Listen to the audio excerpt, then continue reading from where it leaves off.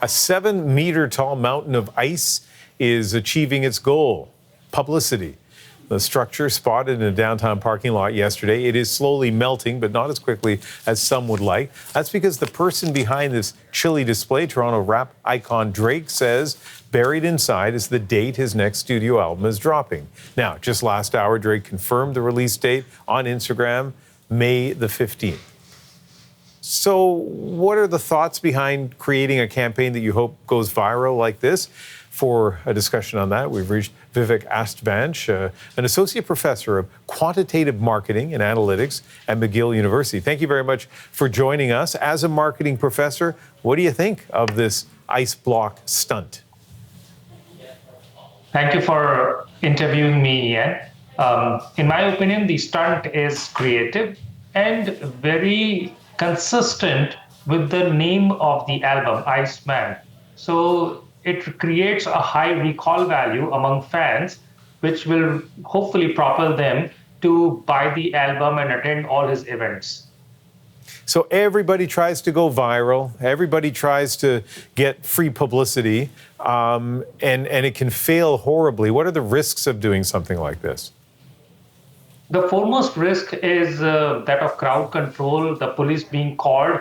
And imagine if a negative incident happens, if an accident happens, if a fan injures themselves or others, then the media, social media, news media, as well as the fans will hold Drake responsible for this misdemeanor, and which will lead to a lot of negative publicity and might hurt his album as well as longer-term career. If this were a class project, these ice blocks, putting the date of the release of the album inside and encouraging the public to try to get at the release date, if this were a project in one of your classes, what grade would you give it? For creativity, A+.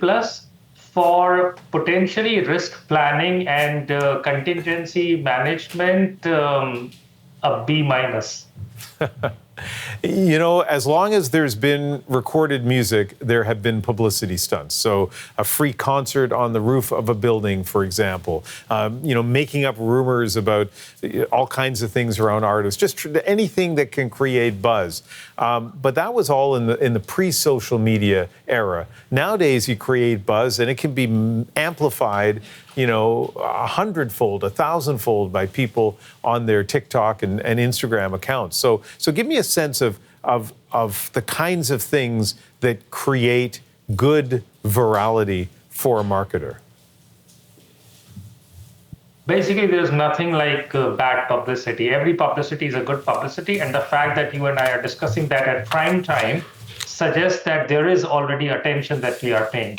Now, we are living in the attention economy. Remember, we say we got to pay attention, which means that attention has now become the currency, and artists, organizations, businesses, politicians, everyone is going overboard to earn or receive attention from fans and voters, etc.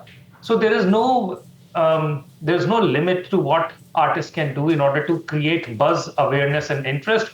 Also, we have to understand that it is 3 weeks away from the launch date. And this person is a Canadian rapper, so Toronto is the flagship of this market. So all these pieces seem to be fitting into the puzzle. I just hope that no one gets injured, and whatever mileage or eyeballs that Drake is trying to achieve from this stunt helps him sell more tickets.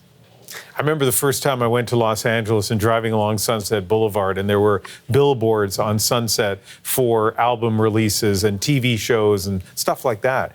And now I look at this stunt in the social media era, and I think, why buy a billboard anymore? Like, do you think that the days of billboards and other kinds of traditional media advertising for music acts is over?